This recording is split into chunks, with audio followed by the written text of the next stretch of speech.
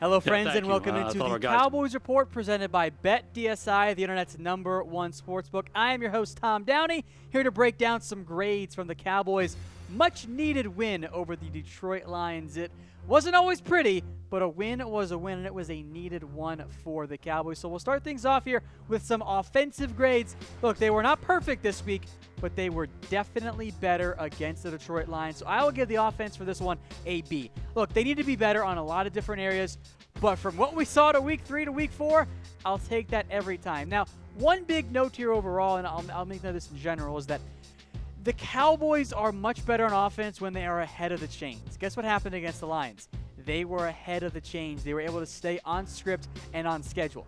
Things fall apart when that's not the scenario. So it's not just because the offense called a better game or Linehan was better or Dak was better. It was all kinds of different things, much like the issues. But overall, a much better offense. So I'm going to give them a B. Let me know what you guys think in the comments section. I was pretty pleased by it. Definitely room for improvement, but certainly not as bad as this, as well it's been the past couple weeks. All right, folks, big request for you guys. Head to youtube.com/Dallas Cowboys Report. We'll get that lower third put up there for you guys so you guys can see the URL as well. We're trying to get the Cowboys Report to 5,000 subscribers, so get us there. youtube.com/Dallas Cowboys Report. All of our great Cowboys coverage all in one spot. We thank you, everyone who has already subscribed, and if you haven't already, check it out. I think you guys will like it. All right, on to some more post-game grades. Defense. Not as good. I'm giving this a C. I kind of thought about maybe a B- or a C+. Probably would have been a D if they had lost the game, but I'm going to give them a C. Look, the run D was okay. Kerryon Johnson stopped them. They gave up way too many yards through the air. They did have some good sacks, namely DeMarcus Lawrence, who was fantastic, but the defense has to be better. You can't be getting burnt by Golden Tate so bad. We'll talk more about the nickel coverage here in a little bit, but overall, pretty disappointed by the Cowboys defense, but not a failing grade, because they won, and they did it without Sean Lee. How many times have we said on this show, oh, the Cowboys are awful on defense without Sean Lee? They definitely weren't as good, but they were better this time around. So they get a C, which is passing technically, and C's do get degrees after all. All right, special teams times now. This is really the Brett Maher grade, and it's an A+. I have slandered Brett Maher in the past. I probably won't do so for at least a couple of weeks because he's been actually really good lately for the Dallas Cowboys. He's been effective. He's been fantastic. 4 field goals, made all the attempts. 2 extra points, made all the attempts. And, of course, he drilled the game winner. I mean, what more could you possibly want if you're Brett Maher and the Cowboys? That is an A+ grade for me. I will forever love Dan Bailey, but Brett Maher at least made me not panic too much now about the kicking game, even though I'm not going to lie. I was nervous about that 39-yard field goal to win the game. All right, Dak Prescott now. I know a lot of you guys have been upset with Prescott in the past, and I get why, but I thought he was pretty good in this game. And no, Dak wasn't fantastic by any means, but he was solid. I'm going to give Dak a solid B on this one. And he wasn't elite by any means, but he was good. He made all the plays he needed to, and most importantly, he led the Cowboys on a game-winning drive. And since he's entered the league, actually very few quarterbacks have more game-winning drives than Mr. Dakota Prescott. 17 of 27, 255, and 2 TDs. Dak was good in this one. He was exactly what the Cowboys needed him to be. Give him credit. I know he's not Tony Romo. He's never going to be. But that is the quarterback the Cowboys need to win games. Give him credit for dropping in that dime to Ezekiel Elliott to give the Cowboys the chance to hit that game-winning field goal. So, folks, after 4 weeks of the year, some good, some really bad, and some okay, how confident are you in Dak Prescott? Let me know in the comment section. Feel free to grade on a scale of 1 to 10. I'm going to still stick around with a 5 or a 6.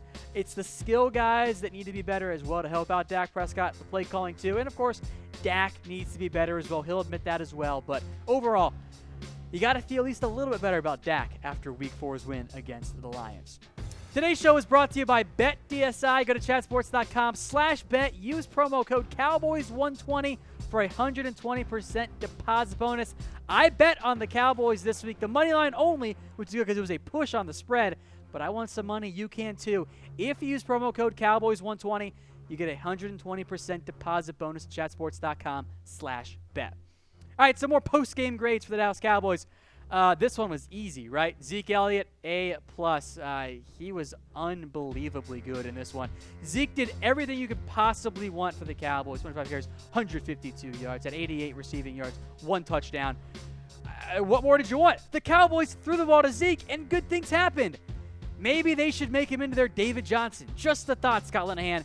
Maybe do what I say. Sometimes my ideas aren't that dumb. Zeke was fantastic this week. Easy A+ there. That's what Dallas needs every week if they're going to win games with the way this offense is currently constructed. All right, some defensive talk. DeMarcus Lawrence. This is another A for me.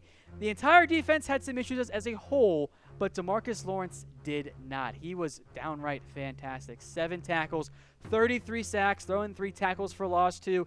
Tank was a tank against the Detroit Lions. That is exactly what you need out of the Cowboys' war daddy at defensive end.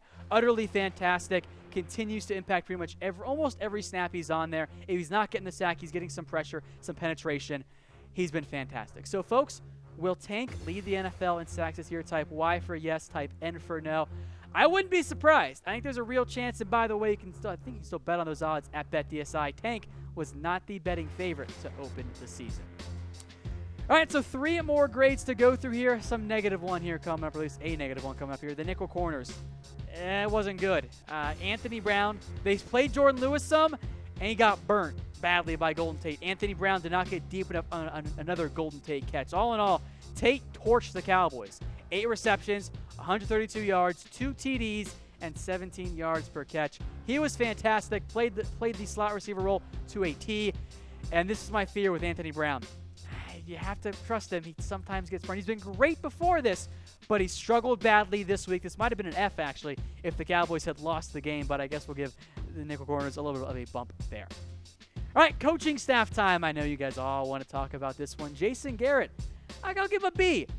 I hate settling for field goals. It always terrifies me. I think it's a poor way to manage your game. But the Cowboys won, right? And look, he's still in the hot seat. Don't get me wrong on that one. The Cowboys needed a win this week, and they came out and got it. Let's give Garrett some credit. There's still plenty of flaws with Garrett and his clapping technique, but there's enough reason to at least give him a B and say, you know what? You did an above-average job this week. Good job, Jason Garrett. Still Garrett, still the flaws, but a win is a win. Let's enjoy it while we can, because it's not going to be the case every single week. And then finally, Scott Linehan. I'll give him a B because, I mean, it worked, right? Like, the offense was effective. They got the ball to Zeke. The passing game looked pretty good. It was one of the best games Dak's had all season long, if not the best game he's had all season long. But there's still room for work, and still a couple too many tight end sets. I really hated that penultimate drive where 2nd and goal, the Cowboys throw it. They don't give it to Zeke. 3rd and goal, they do the jump ball fade to Scott Linehan or to Rico Gathers. I didn't love that one either. I don't know if that's the best way to go about doing it. I don't trust him. My fear is not that Linehan can't get together a good game plan once a week, but my fear is that Linehan can't get a game plan together for a consistent period of time over several different weeks. So that's my concern there. Speaking of Linehan, who should call the plays for Dallas? Let me know in the comment section. I think it should be Garrett. Dump Scott. Make Garrett your play caller. Let him coach and coordinate for his job. All right, to recap, folks, then we'll get into my favorite Jason Garrett weigh-in for you guys, because I know how much you guys like that one as well. Offense gets a B. Defense gets a C. Special teams gets an A+. Zeke also gets an A+. Dak gets a B. Good, not great. DeMarcus gets an A. Nickel corners, namely Anthony Brown, Jourdan Lewis, you guys get Ds. Garrett and Linehan, for now, I'll give you guys Bs. And speaking of Garrett, I know you guys love this question. Should the Cowboys fire Garrett? Type F for fire.